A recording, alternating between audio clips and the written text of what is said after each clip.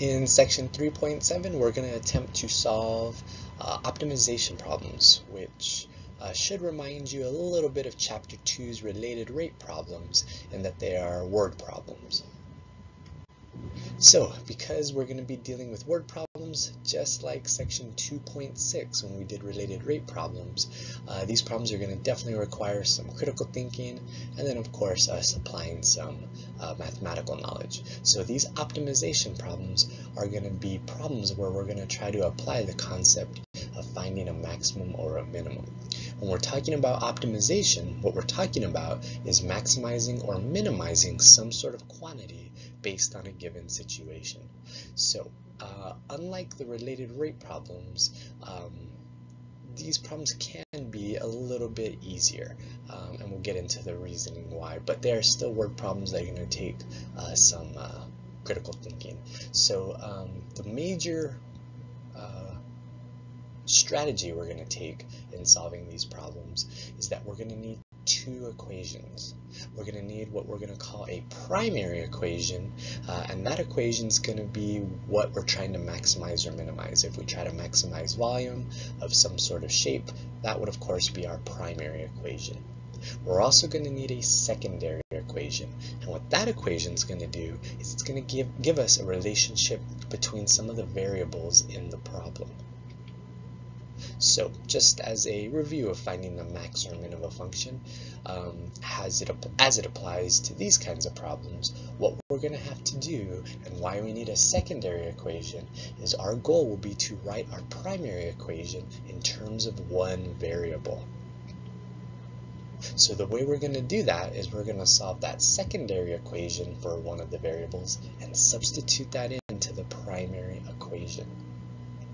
Then we're going to find the first derivative and set it equal to 0 because we know that's where our critical points lie. But we're going to take the derivative, and this is why these problems are usually easier than the related rate questions in 2.6. We're going to take the derivative with respect to that variable that's in the equation. Unlike the way we did it with related rates, which required implicit differentiation because we were taking the derivative with respect to time. So that's what really makes these problems not as difficult as those related rate questions in 2.6. Finally, once we have critical points, we can test using a sign chart to see if we have a max or a min. Okay, this first problem I'm going to call the can problem, and they don't really give us much information here.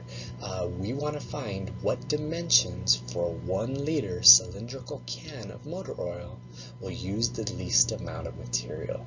So you can see right away we have to have a strategy in attempting this problem because they don't really give us much.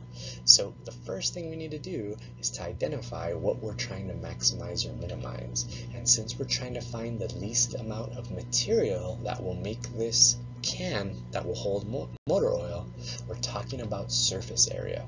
So remember, our primary equation is going to be the thing we're trying to maximize or minimize. And if you just want a quick little review of why that's the equation for the surface area of a cylinder, we're going to be adding the area of the top and the bottom to the lateral area, which is the area that goes around the can. Okay, so now we need a secondary equation, something that we can substitute into our primary equation so we only have one letter. The only information we're given in this problem is that the volume of this can needs to be 1 liter. If you kind of think ahead though, that 1 liter or the units of liters really isn't going to help us here because we're eventually trying to find the dimensions of a can. So liters really isn't going to help us get there. So the one extra little thing we're going to have to do here, and this is actually provided in the problem, I just am waiting to tell you this one little fact, is that 1 liter is 1,000 cubic centimeters. So we know the volume is 1,000, and now we can choose to solve for either R or H, so we can plug it into our primary equation. The one we're going to solve for, I hope, is kind of obvious in a way. If we were to solve for R here, we'd eventually have to take a square root, which would produce a positive and a negative. and then we'd have to figure out what to plug in, and it doesn't really work out that easy when you have a secondary equation where there's a square in it. The best variable to solve for here, or the best letter to solve for here, will be the h. So with that, we can take that value, or that quantity, and plug it in for h. We can take all of that, and I'll just put parentheses around this to emphasize it, and plug it in for h. So now that we have that, we could actually take a derivative here, but I think we would all agree that cleaning up that second term and simplifying it is a good idea.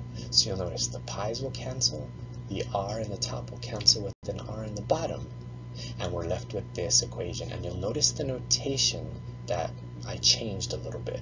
I'm going to put this in function notation where I write the surface area with parentheses r. That's saying I have a surface area equation just in terms of r.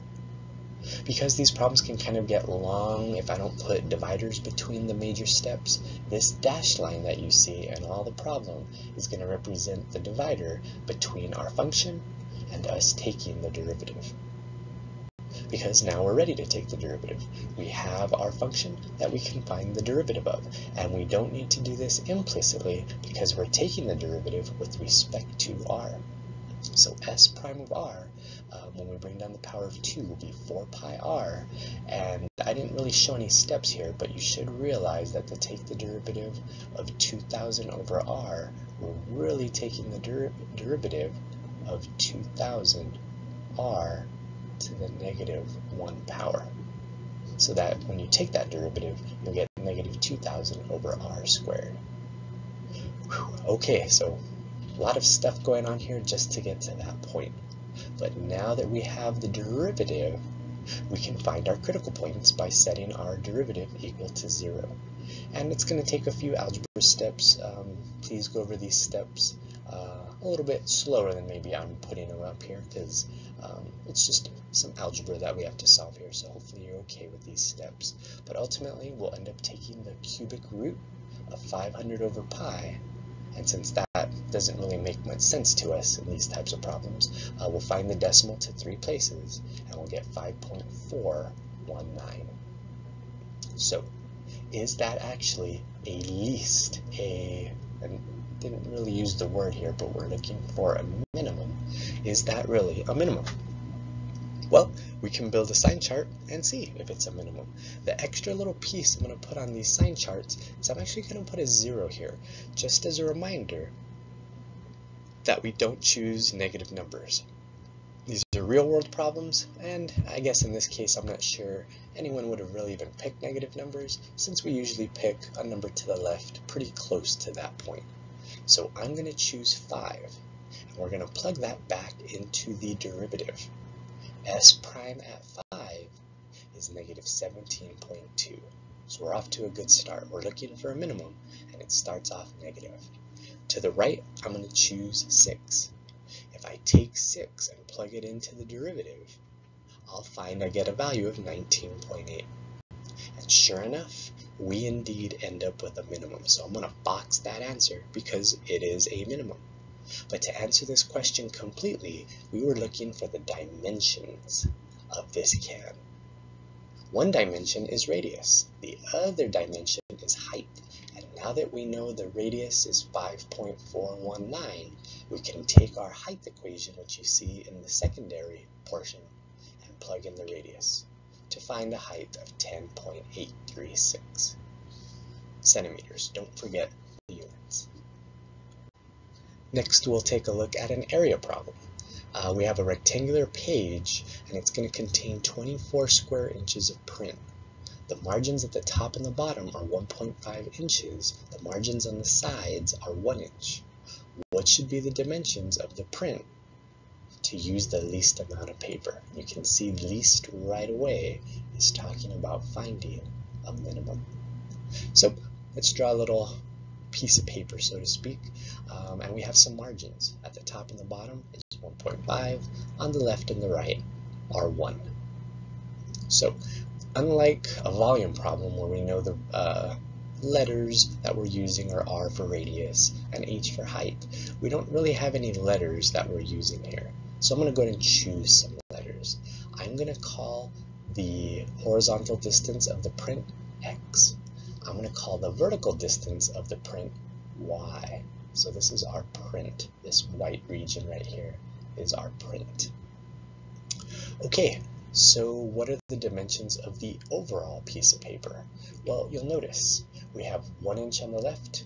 I'm sorry, 1 inch on the left, 1 inch on the right. So that would be x plus 2. We do 1 plus x plus 1, which is x plus 2. To find the overall dimensions of the height of the paper, we would do 1.5 plus y plus 1.5, which is y plus 3. Now that we know that, we can find a secondary and a primary equation. So what is the primary equation? Well, it's the thing we're trying to maximize.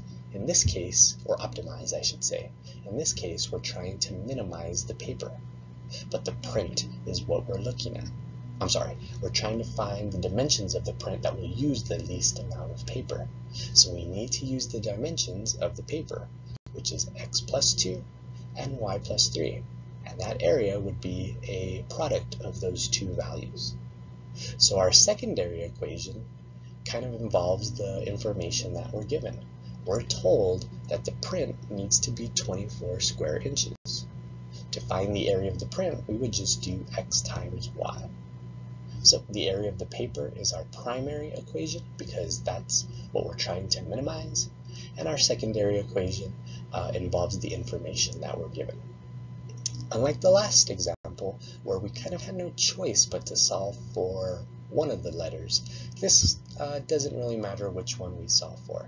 I'm going to solve for y just so our primary equation has only x's in it, since we're mostly used to dealing with x's in our equation.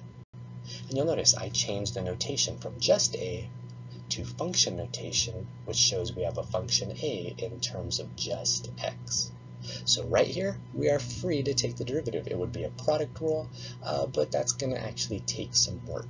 So instead of doing a product rule, what I'm going to do is FOIL out my expression. And if you take the time to do that, you'll get 3x plus 48 over x plus 30. Again, this dashed line I'm going to use to indicate that the next step, or the next equation you're going to see, is a derivative. And it just helps break up these long problems so that we're not looking at a bunch of steps without any breaks in them.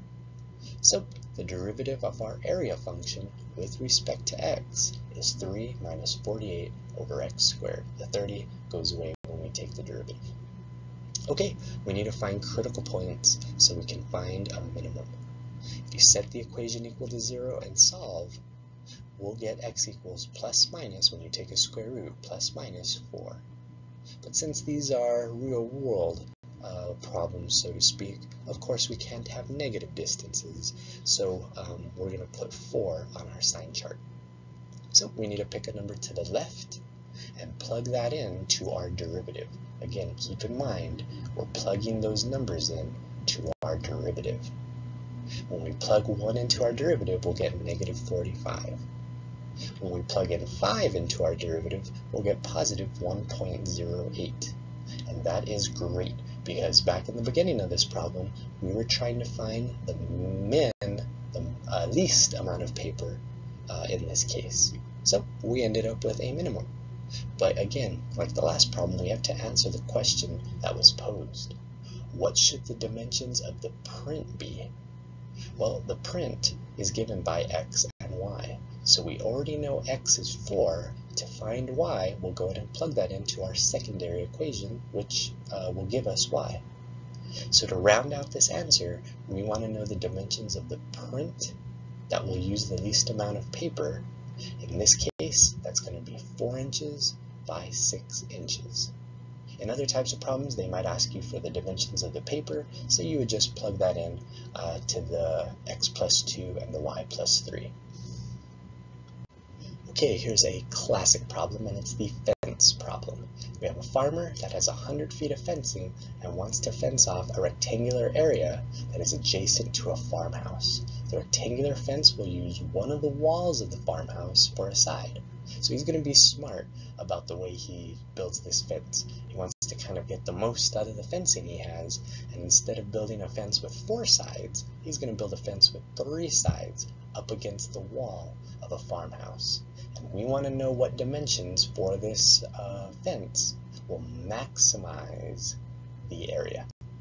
So don't copy these little animations yet to your notes, but this farmer could set up the fence a few different ways. He could kind of set it up long and skinny, or a little bit less tall and skinny, but ultimately we're looking for the one that's going to be just right, the one that's going to give us the maximum area. So now you can go ahead and annotate this in your notes here. So we need some variables, just like that last problem. We weren't given any letters to use here. So what I'm going to do is I'm going to call the 2 sides y, and then the side perpendicular to that x, or the one parallel to the farmhouse. Okay, so with that, we have it labeled, and now we can start thinking about a primary equation. Remember, the primary equation is the thing that we're trying to optimize. In this case, we want to maximize area, so the area of our rectangle will just be x times y. The secondary equation involves the information we're given, and the only information we're given is that this farmer has fencing of 100 feet. So when we're talking about 100 feet of fencing and building a fence out of that, we're talking about the perimeter. Except there's not 2 x's, because again, he's building a 3-sided fence and using a farmhouse to be the 3rd side. So the perimeter is just 1x plus 2 y's. And of course, the fencing he has is 100 feet in length. So again, in this problem, just like the last problem, we can choose to solve for x or y. In this case, I'm going to choose to solve for x, so we can plug that in over in our equation. Again, just like these first 2 problems I did, here we could actually take the derivative right away, but that would require a product rule. Instead of doing that, I think we can all appreciate distributing that y is a pretty easy step to do. And now we have a function for area in terms of y, and that's 100y minus 2y squared. Again, this dashed line I'm going to use to break up the problem, and what you see after that dashed line is our derivative. A prime, the derivative of area, is 100 minus 4y, and now we can go on to finding some critical points. We'll set the equation equal to 0 and solve, and we'll get a y value of 25. But we have to verify. We have to verify that actually that was a maximum value. So we'll pick a number to the left of 25. I'm going to choose to plug in 10. But again, we're plugging in those values into our derivative, so be careful with all these equations. It might be easy to mix that up. When you plug it in, you get 60, but we care that it's positive. To the right of 25, I'm going to choose 30, and when you plug that into your area derivative, you'll get negative 20. And we just discovered what we were looking for. We wanted to find a maximum area, and indeed, we ended up with a maximum at y equals 25. But again, be careful. Don't just circle y equals 25 and call it that your answer. We want to know the dimensions of the rectangle, which means we need the x value as well.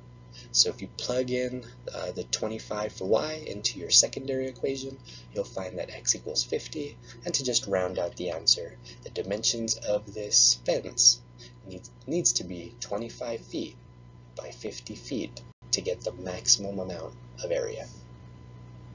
Next, we're going to look at another classic problem, which is the box problem.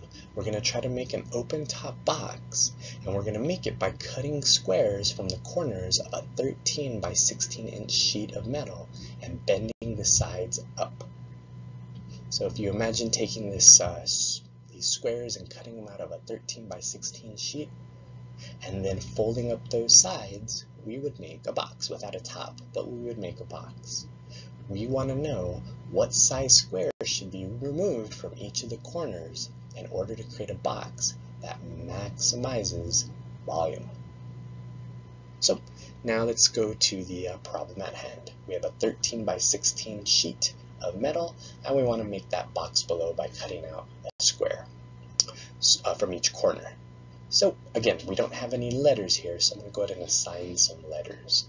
I'm going to call S the size of the square we're cutting out from each of the corners. So the other thing I'm going to do is assign some letters to the dimensions of this box. I'm going to call one of the dimensions width, or W. I'm going to call one of the dimensions height, or H. And then I'm going to call one of the dimensions B for base. Okay, so we need a primary equation.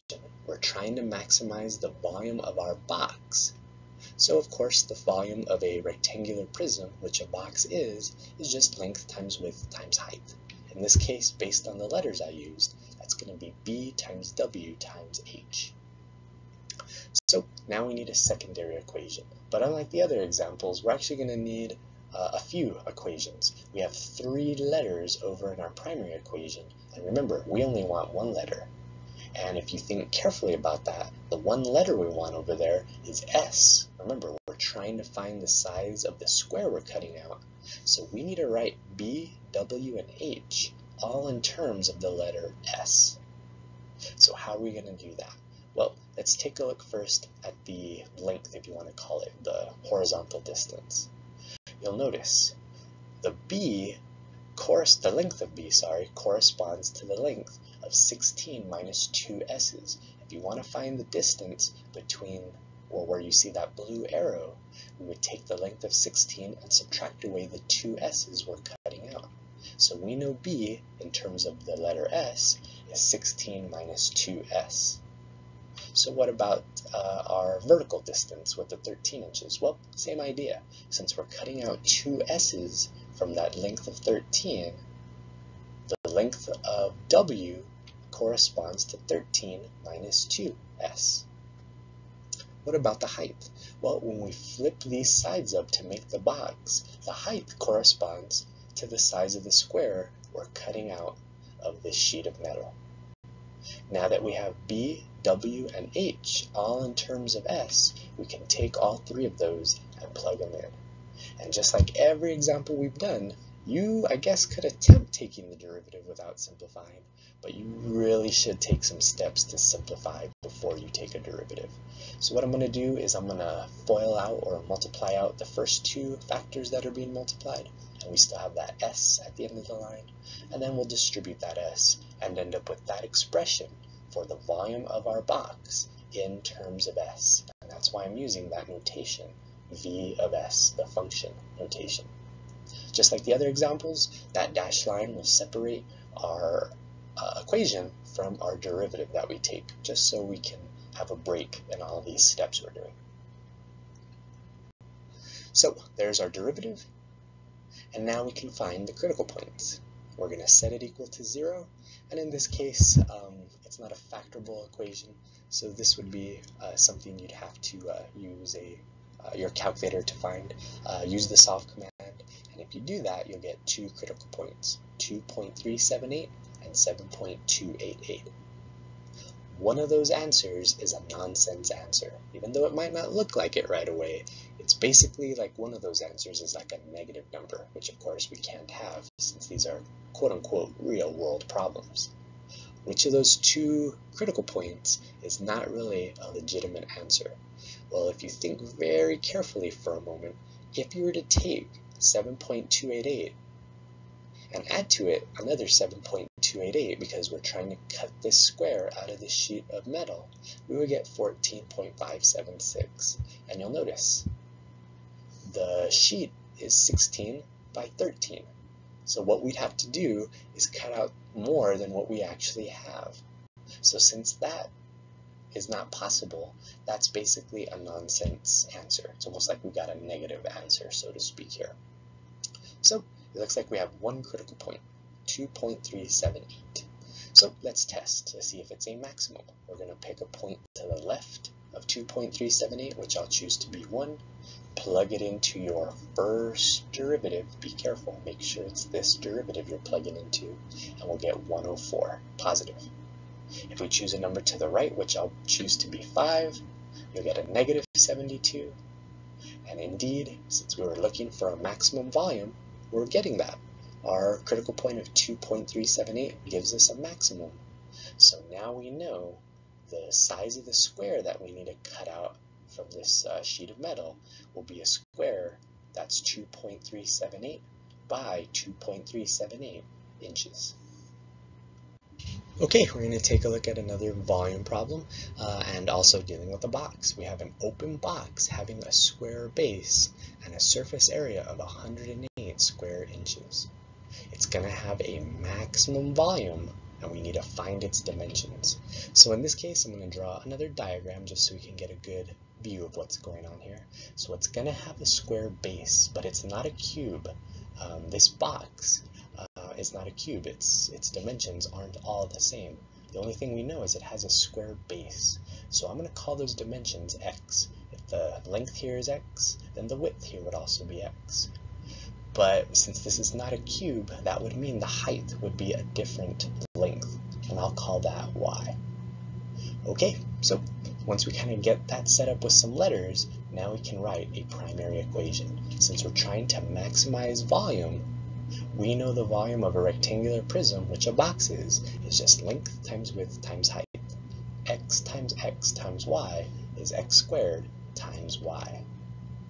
Our secondary equation will involve the information we're given, so we can make our primary equation have just one letter. And here they tell us that the surface area of our box is to have 108 square inches. So our secondary equation is going to be the surface area of this box. And we're going to plug in 108 for that surface area.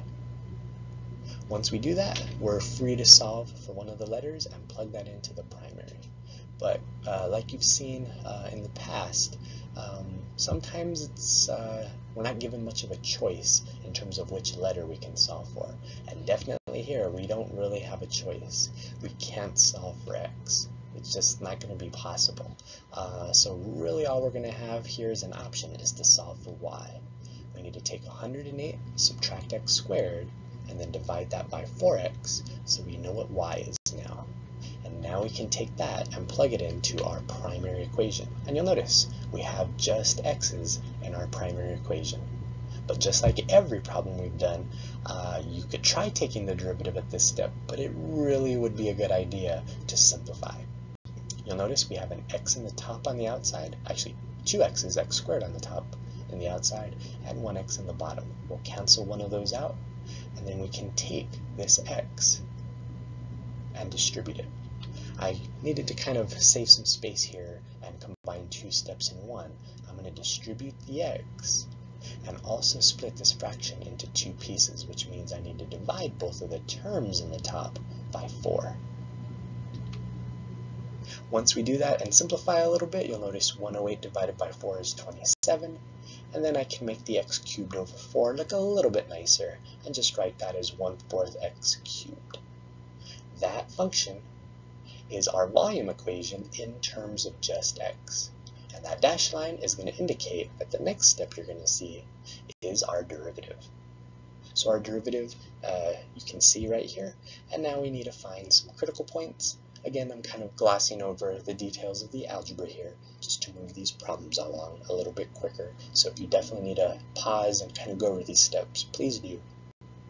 Ultimately though, when we take the square root of 36, we'll end up with positive and negative 6, but since these have to be real-world problems in a manner of speaking, we can't have negative distances, so our one critical point we're finding is 6. We need to see if we're getting a max volume, so we have to pick a number to the left and to the right. If you pick a number to the left of 6 and plug it into the derivative, again, that's the key, we're plugging our numbers into the derivative, you'll get positive 24. If you take a number to the right of 6, I'm going to choose 8, and you plug it into the derivative, you'll get negative 21. We were looking for a maximum, and we found a maximum. Our derivative goes from positive to negative, which tells us that that value of 6 is indeed a maximum. So we're trying to find the dimensions of this box, and it has 2 dimensions the x and the y. So now we need to find the y. If we go back to our secondary equation and plug in the x value that we found, we'll find that y is equal to 3. And to kind of just keep our answer all together in one spot, I'm going to write that the dimensions of this box need to be 6 by 6 by 3 inches. Okay, the last problem is going to be something called the distance problem, and it's the only one that's not a real world, so to speak, kind of problem. And it doesn't have much information. It says we want to find the point on a regular parabola x squared that is closest to a point 0, 3. Okay, so we don't have much to go off of here, except that we know closest means that we're trying to minimize distance. So that needs to be involved in our primary equation. So the one thing you might have forgotten, if you haven't used it in some time, is how we find distance in our xy plane. Well, if you recall, you see our distance formula here. So what can we do here? Well, there's really only one thing we can do right now, and that is plug in the point that we know. We know our point, which I'll call x1, y1, is 0, 3. So we have an equation with x's and y's in it. I'm going to simplify it just one step and take that 0 out. I just wanted to put that step in there so you could see I plugged in the point 0, 3. But of course we don't need to show we're subtracting by 0. So that's where we're at right now. We have our primary equation just like we've had in prior examples, and it has 2 letters. So now we need to find a secondary equation. But there's one big, I guess, trick that I don't know if you would have known to do had you not been told to do it. So I'm going to go ahead and make you aware of this little trick in problems like this. There's something we can realize about square roots, and that's this. The value of a root will be smallest when the inside of the root is smallest. Really, that's just a long, complicated way of saying that a square root makes a value smaller. Anytime you take a square root, it becomes smaller. So as it turns out, as a trick, as a little way of making these problems easier, we can actually disregard the square root. But I do want to point out, you can do this problem with the square root, but just imagine how much more complicated that might be. So just a little bit of a workaround to making problems like this a little bit easier. Okay, so again, we have our primary equation. It's got 2 letters in it. We need a way of making this primary equation just have 1 letter. And you'll notice, we have an equation in this problem. We have the function, which we can rewrite as y. Remember, f of x and y are the same thing. We can say y equals x squared, which means I can take y and replace it with x squared. And you'll notice, just like what our goal has always been in these problems, we need to get our primary equation to just have 1 letter. And you'll notice how I changed the notation. I put d with parentheses x. That's saying we have a function d in terms of only x. Okay, again, we can kind of take the derivative right here, just like we've done in past problems, but I'm going to go ahead and FOIL out and simplify. I'm going to FOIL and multiply out this square term and simplify my function to just be x to the 4th minus 5x squared plus 9. Again, I'm going to use this dashed line to indicate I'm jumping now to take a derivative, just to break up this long process. Okay, so the derivative is nice and simple here. We need to find some critical points, so we set our derivative equal to 0, and when you factor that function and solve, you'll find that we get 2 answers, 0 and the positive and negative square root of 5 over 2, which, since we need to take this to a number line, we need to get a better idea of what that number really is. That's about 1.58. So we can take all 3 of our critical points in this case and put them on our sign chart. So let's just jump right into it. We have a lot of steps in this problem, so just to circle it before we start looking at these steps, that's our derivative. So when we pick these numbers, I'm going to pick -2 to the left. We're plugging them into the first derivative. When we plug in -2, we'll get -12. When we pick a number in between negative 1.58 and 0, I'll pick negative 1. You'll get positive 6 when you plug it into the derivative. When you plug in positive 1 into your derivative, you'll get negative 6. And when you plug in 2, which is to the right of 1.58, you'll get a value of a first derivative of 12, but we just care that it's positive. So going back to the original question at hand, because we found we have some maxes and mins, we're trying to find the points that will minimize the distance. The point that will minimize the distance are the negative 1.58 and 1.58. But don't forget, that's not the value we're going to write down. It's square root of 5 over 2. So we know the x values of the points that will minimize distance. That's going to be positive square root of 5 over 2 and negative square root of 5 over 2. But you'll notice the problem wanted us to write down the point that the minimum distance has.